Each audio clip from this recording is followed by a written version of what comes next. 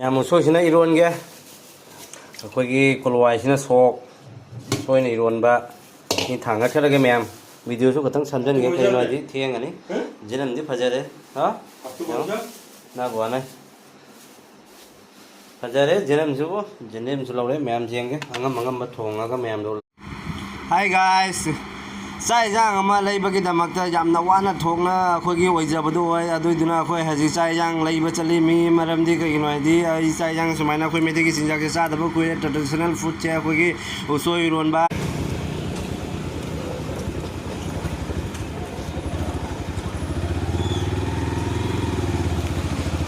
ꯒꯣꯔꯆꯨꯛ ꯌꯧꯔꯦ ꯁꯣꯟꯗꯅꯤ ꯆꯠꯇꯣꯏꯁꯦ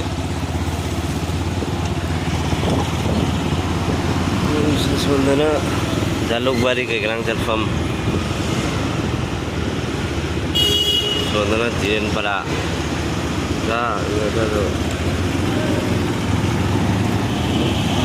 ꯆꯥꯎꯕ ꯃꯐꯝꯗ ꯑꯣꯏꯔꯦ ꯌꯥꯝ ꯃꯊꯛ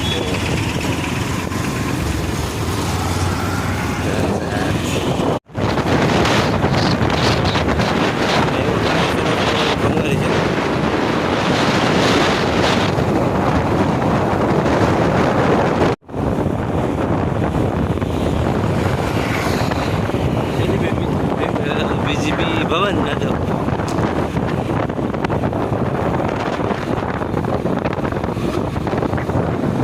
लगता है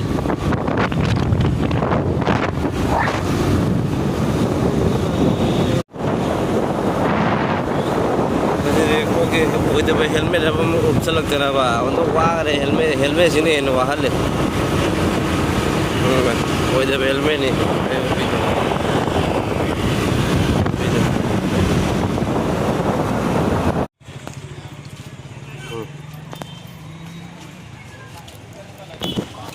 बेलतला बाजार जा रहा है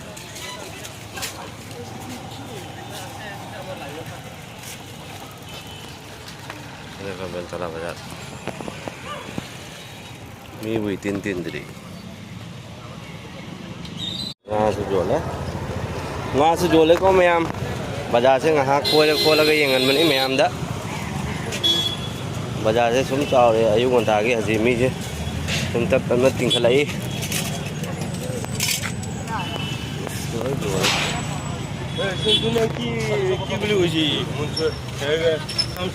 लेके नहीं आएगा ये समसरे की गोला फोन करते हे कैसे तार कथा तो हुनी और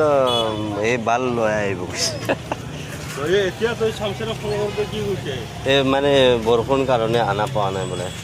ये तो बहुत अच्छे लाइक हमार आई थी तो सामान थोए फना मैम लोया जाम ले जू थोए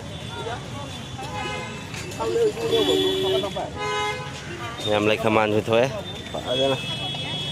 लाओ विद्रोह बने हाँ जन्म ने दौड़ खेसीर पान तब था खेसीर वाइट फूड हो रही है क्या करा तू इधर वाह 100 वाइट फूड जो वो पवादा रुपा साम नहीं बो मैम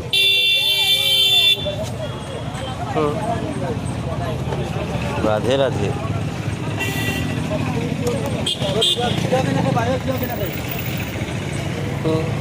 तांग से लोग ना वाइट फूड है मैम हमको ना हमको लंबा हम गोलटू नहीं गोलटू अरे गोलटू हम बच्चा उच्चा हो वो हम थरोई के जोले उम्रों की यूँ पाई रहे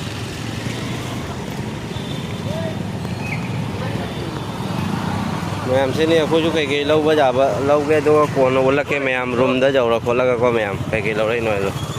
यामनदी लौरोद खतंग खतंगनी लौदोसे मैम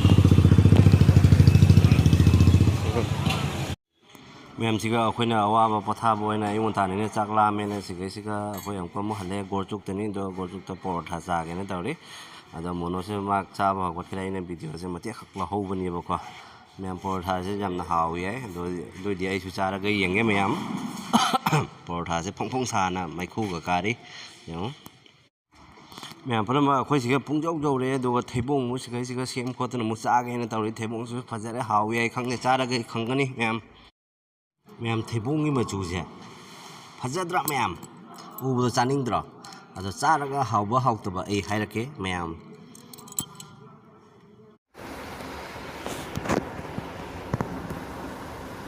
काठोल ये छोड़ना काम है को ठीक हम है में ना से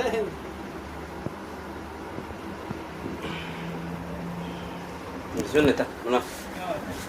ये खाने के लिए बुलाया आपको ये अब पूरा खाओ ये मुझे लगा रहा मजा। ये हाय गाइस बहुत मजा खेते আমার অর্ডার নিয়ে দেখাবি তো आहा क्या बात खा ये हो सकता है बेसिन नहीं यार मैम पुनः जेंगो अखोई थेबों नुबों परोठा उठा लोन चाब थकप लोन लोरगा बासिगा रूमदा हजिता थुंगरे मैम थेंगु थेंगे दो जेंगो उसोइसु लौरे जेंदेम निको सेना जेंदेम सिसि मपुनसिगने हंगबा इने दनो लुपा तरादा नुंसीने पिरे मे सोप सोम मांगोने लौबनी ना को चटपा खुदिंगी दो माना आइंगोंदा लुपा तरा के पिरे मिनी एक्चुअली लुपा कुन्नी मपुनसे अदो जेंगो उसोइसु मपुननी सिगा लुपा क्यानो लुपा यांखै निको अदेदी आई लोन लौरे से सेना पानी पान सिगा सानिंगोनिना लुपा नि फु तौनो लौरे पावा अमदको अदेदी सिगा लैरे सो मना मसिंग खेची तौगैना फकपाई पनिंगो फकपाई याउरे टोनिंगो याउरे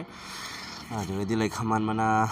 हाबि जाबिनि म्याम जेंग जेंनिंगोनिको सुम लैरक खुदिंगी सुम संदोगा जेंगबा इसे नुंगाइबने बसिना मयांग बगा अदेदी ngaरी गनि सिने लेबुसु लौरे लेबुसु लुपा कुनि निपान मु तौरे यामना होंगना हेना मु तौरे सुम साबजे सरबुन गो थके खोटके ना को मैम से थबी अनि सिगदी लुपा कुंथ्रा ने को यामना तांगना थबी से जेंग अमा खक्ति मु लौरे अहुम बिरकपनि बको मीना लौरे हाइबदी से चाहौरे ब चानिंगाबने अखोय सुम पिथोमे ब खंगाबको मैम अदुनि मैम ददि मखाताना सुम तत्तन येंग से मैम ngasi वीडियो से सुम रेसिपी ओइना हापसरके ममांग दे एम से मुकबांग दि तौग्रबने बको असेगे मुकबांग दुना हाना थांगा चग्रबने को मैम असे किहोम अनि सिगा लुपा मरफु तौन लौरे निको मैम किहोम जु चानिंग मनगे नेको माजिक मतमनिना जाम थुंगदबसु माले अखोजे हाउनुपी सिंदगी लौरे नेबको द yang complex lore singju tauba jaba janga asina akhoi egene sibu la futro je asina boran ngla tauge rol su chaba jaba ko morok su lore ko morok su yam tang lore lupa kontra ge ado bazar ngasi bazar ne menina do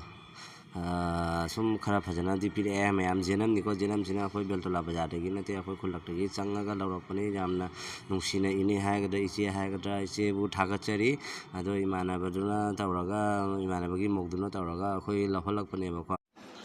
ma'am सिना कोलवाई से उठी तौदेनी को सोई सिना Kangana Melanie सोई कंसु गाइद्राने सोई रोनबा कोलवाई से उठी तौदेमी ma'am कोलवाई थांगतरे अदिगैदी सोइसे हजि सा सोयनी हे कॉम्प्लेक्स सुंगौने कॉम्प्लेक्स कन्ना सोयरी से बुंदुसिने से कॉम्प्लेक्स चाम खलगा जम से नंगने जाय कॉम्प्लेक्स न कांगहाउ कसी चायang हाउ दो दिदा खेसी तौगे तब खेसी दि ngमरो यंग तौरक पाइ तुनी जेंगनी सोइ सोइगी मैम सोइसिना इरोनगे अखोगी कोलवाइसिना सोक सोइना इरोनबा नि थांगतखरगे मैम वीडियो सु खतंग समझनगे कइनोदि थेंगनी जेनमदि फजरे हा ना गोना फजरे जेनम सु लौरे मैम जेंगे अंगम थोंगागा मैम दो लगे मैम वीडियो सु खतंग समझनगे मशरूम सु लौरे मशरूम से मशरूम अखोई मेतिर होंद के है चेंगुम माइब्रा मशरूम चेंगुम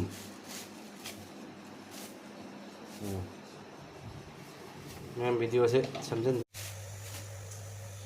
मैम तो खांग थांगले उठी तौगी करी उठी नो कोलवाई उठी कोपी से फाजै थादम लेंग से yang sayang हावने तो मुंबांग तौबि मतम जु लैया बायमोन दा नै मतम याम थेंगरे बा मतम थेंगरे थेबों चानि गदम याम थेबों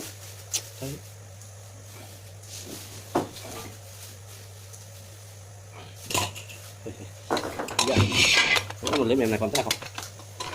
Wow. Rất là một lấy rồi. Rất là một lấy, rất là một lấy. Nhà tôi mà sọc to rồi chứ. Sọc to rồi chứ, sọc to rồi chứ. Làm dây là kìa. Sọc tuần giàu lắm rồi. Sọc tuần số cái đây đi lấy mà đây khăn mềm mềm. Thích.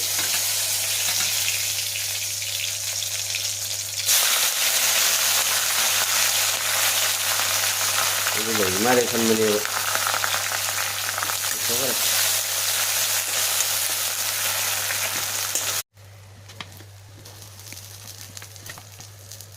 Nhà mình ta có xin khá.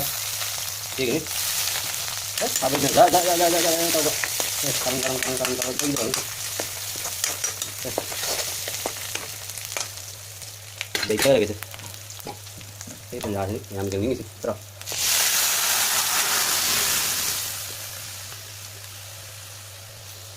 Đấy.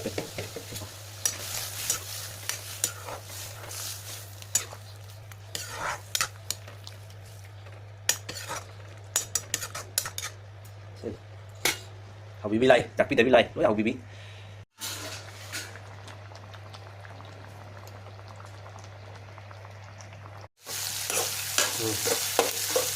Đây là mình hạt sinh rồi đấy.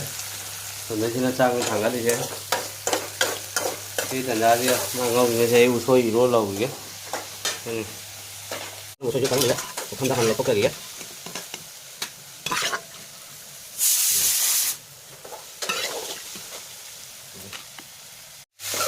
Nè mà xuống ra đây. Đang rum đây.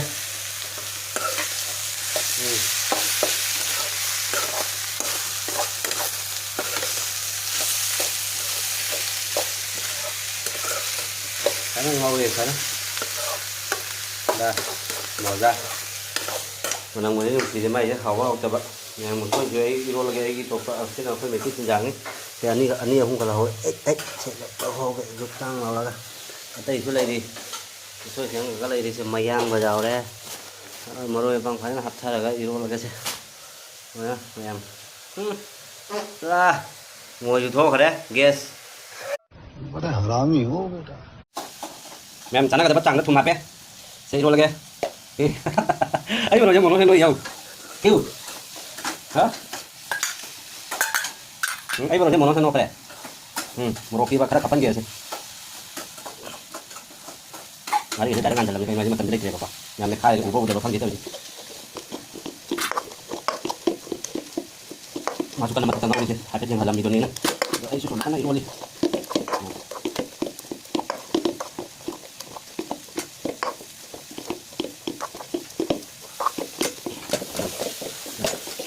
vừa sẽ xong chân cái tàu vẫn sẵn của cô đi nha nó phải bị ngoài đây hết rất rồi nó vẫn ông rất lắm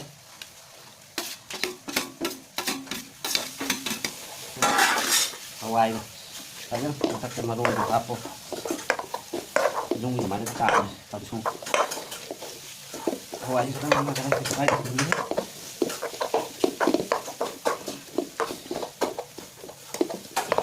lòng sai chứ jadi sayang aku mau pakai bantu coba teman-teman itu loh sini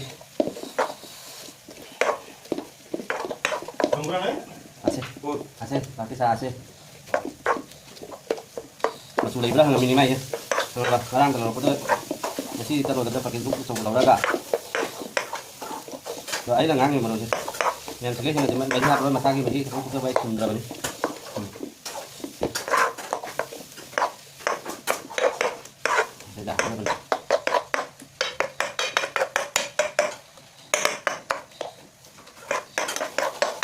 một cái cái tàu phát đầu sẽ dài hơn là cái này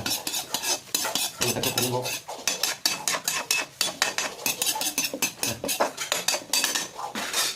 ngô mấy ăn với sồi cái ra sang kiếm em rất xa rồi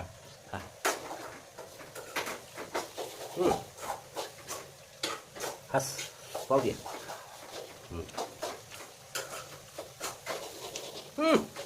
mấy cà phê cầm Xôi càng sủi xí lồi đấy. Thế nên akhoi na thebong cha ki maru do se na akhoi na lang thok tang pu lai mi. Thấy tôi đây. Thế thì hap rồi se mayang ton lai de. Lai khaman mana lai de phak pai ti jau dre mayam.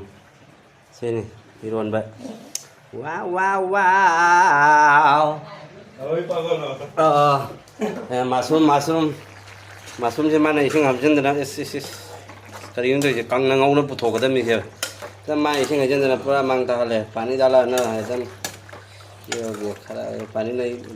डालना नहीं चाहिए उसको पानी डालने से भी थोड़ा सा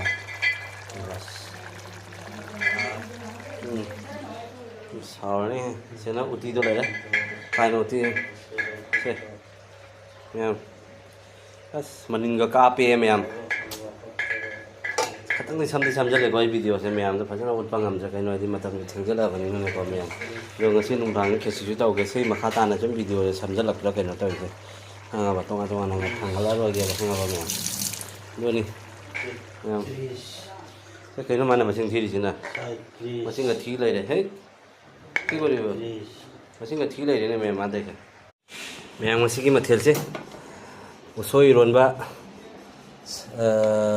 कोलोई उटी अखोगी उसोई गापसलगा को से